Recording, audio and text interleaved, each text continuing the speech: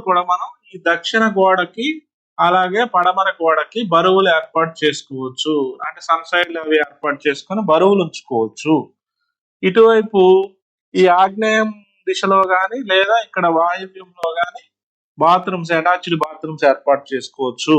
Entrance లు ఈశాన్యము, తూర్పు ఈశాన్యం లేదా ఉత్తర ఈశాన్యం ఎంట్రన్స్ ఇచ్చుకోవచ్చు.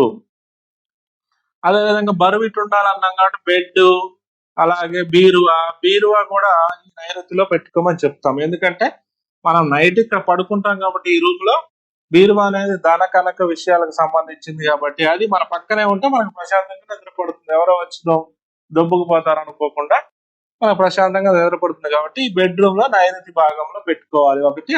రెండవ రీజన్ నైరుతిలో బరువులు ఉంచుకోవాలి కాబట్టి. మొత్తం ఇంట్లో ప్రతి గదిలో కూడా ఇదే విధంగా నైరుతి బరువు ఉంచుకుంటూ ఈ ఈశాన్యం పోయేసరికి ఖాళీ ఉంటుంది.